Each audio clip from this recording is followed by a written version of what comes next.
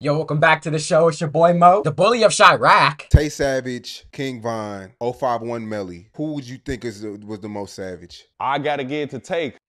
Y'all call him Tay Sav, bro. I call him John Wick. Let's start there. The situation with him allegedly killing Blazing Dog Mama, I know he killed that girl mama. He shot at me. So now, Tay out. Damn. Tay out. He doing his 1-2, all the car crackers with him. He sliding folks out here, 3-4 pipes by himself. He out here just, he him. I ain't gonna lie, like he is who he is, folks. On video, he riding around 3-4 30s by himself with his homies, sliding, taking, treating savages like goofies, robbing folk, pistol whipping them out in broad day. He terrorizing the city. Some people in this world are natural-born bullies. If they sense any weakness in you or they want something from you, they're gonna get down on you with no hesitation. The subject of today's video is no different. The subject of today's video was known to bully and rob gangsters across the city of Chicago and is known as a ruthless savage in the streets. The subject of today's video beat multiple attempted murder charges and 2 different murder charges that people believe that he committed, and he was known as the King Von before King Von. The subject of today's video is none other than Tay Savage, and today we're going to be telling his story. Tay Savage, real name Dwayne Timberlake, is from the 76th and Racine area of Chicago known as Rock Island, but he moved to an area of Chicago known as the Low End when he was 13 to 14 years old. Shortly after this, he would jump headfirst into the streets at a young age at just 14 to 15 years old. He grew up into a family of gangsters. His father and his grandfather were both gangsters, and his uncle was the one that introduced him to the street life. In an interview, he stated that the street life is like a drug to him, and he can't resist the rush that it gives him. Tay Savage is a member of a set called Welch World. Welch World is a set of primarily black disciples and some gangster disciples located in the Bronzeville neighborhood of Chicago on 43rd and Cottage Grove Avenue. Welch World is named after a fallen member named Anthony Welch, and he plays a lot of significance in Tay Savage's story. Welch World primarily beefs with a set called 757. 757 is an alliance between 3 gangster disciple hoods: Rock Nation on 27th and State, Lawless on 35th and Rhodes, and the Ave on 37th and Michigan. The 757 moniker represents the last number of each of these 3 sets. Tay was living a crazy life in the streets. He was shot on 3 separate occasions but survived each one. Damn, I'm over here thinking that's different people, nigga. That's the same nigga. I literally thought that was different people, bro. Wow. He was shot on 3 separate occasions but survived each one.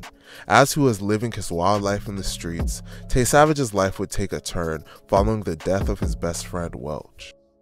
In 2010, So Icy, which would later be renamed to Welch World, was beefing heavily with a set called the Ave, who would later become a part of the 757 alliance. On May 13, 2010, Tay Savage was allegedly shot by members of the Ave and was hospitalized. 2 days later, on May 15, 2010, at around 7 p.m., it is rumored that his best friend named Anthony Welch was sliding on members of the Ave looking for revenge when his gun ran out of bullets. After his gun ran out of bullets, he was chased down by someone in a car. Then another person hopped out of the car and shot him in the chest. Another man that was with Welch at the time was shot in the leg but survived his injuries. Welch would tragically lose his life at just 19 years old.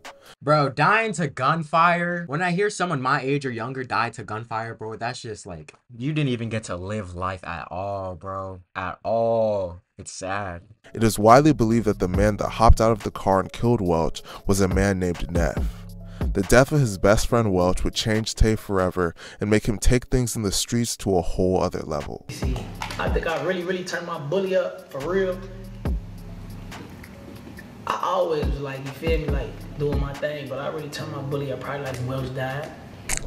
Like really after Welch died, bro, that shit like, you know what I'm saying? Like trigger something in the motherfucker, but. Shortly after the death of Welch, Tay Savage allegedly got revenge on the people who did it back to back. As I mentioned earlier, a witness claimed that a woman nicknamed Cess was the driver on the drill that claimed the life of Welch. Welch was Tay Savage's best friend, so he was looking for her. Eventually, he would allegedly catch up with her. According to court documents, on February 5, 2011, Tay and another man were riding in a car when they saw Sess enter her car and drive away from a club on 87th Street and drive to a club on 75th Street. Once Sess parked and exited her vehicle, Tay allegedly hopped out of his car and opened fire. Tay allegedly shot her multiple times, and a witness claims that Tay shouted, "I told you, bitch," as he stood over her and continued to shoot. Sess was shot once in the upper right leg, upper left leg, back right chest, and twice in the stomach. Sess was tragically pronounced dead a few hours later at Northwestern Memorial Hospital at just 24 years old. The daughter of Sess would go on to become a rapper named Blazing Doll. Tay Savage would troll and post Blazing Doll's music on his Instagram. One of the murders you had beat with the Sess shit, her daughter a rapper, and you had reposted her music. Was it like a reason behind that? Yeah, I just shit want to support her. I feel like that's the least I could do. Shit. After allegedly killing the driver that was involved in the death of his best friend, Tay would then allegedly Bro, that nigga, he sound like Lil Reese, bruh. go after the gunman next. Just 2 months after the death of Sess, the alleged gunman responsible for the death of Welch named Neff, real name Christopher Daniels, would be shot and killed. On April 10th, 2011, Neff was sitting in a car at a traffic light just before 7 p.m. Neff was in the car when Tay Savage allegedly got out of a vehicle in front of him and began firing. Neff put his car into reverse to try and flee, but Tay allegedly continued to fire shots as Neff tried to reverse his car and crash into another vehicle. With Neff's car trapped, Tay continued to fire, hitting Neff several times. Neff was taken to Northwestern Memorial Hospital, where he was tragically pronounced dead at just 22 years old. Eventually, Tay Savage would be charged for the deaths of both Sess and Neff and would have to fight for his freedom in court. Tay Savage had to face 2 separate trials, one for the murder of Sess and another for the murder of Neff. He hired a well-renowned attorney named Frank Himmel, and his lawyer was so good that the juries for both cases came back with a verdict of not guilty in less than an hour. Aside from all of the shootings, Tay Savage is really known for being a robber and a bully. Unlike a normal bully, Tay Savage didn't pick on the weak. He was willing to go after anyone.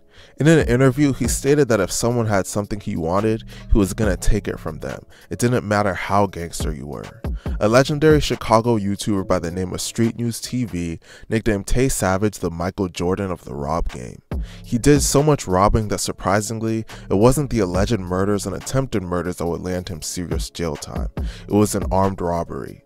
On July 16, 2013, 2 men named Devontae Scott and DeMarco Holmes were on East Brown Avenue when they were approached by 2 armed men.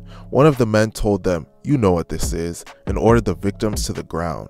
The armed men then robbed Scott and Holmes, and then hopped into Holmes' blue Monte Carlo and fled the scene. Afterwards, one of the men would later identify Tay Savage in a photo lineup, leading to him being charged with the robbery. He would end up getting charged with the 2 murders while he was already in prison for this robbery, and would end up fighting the 3 cases back to back to back. During the trial for the carjacking, the witnesses to the crime got shot, and people associated with Tay were charged with witness tampering. Due to all of the drama, Tay decided to just accept a plea deal and ended up serving 8 years and 9 months in prison. After getting released from prison, Tay Savage would get back on his bully.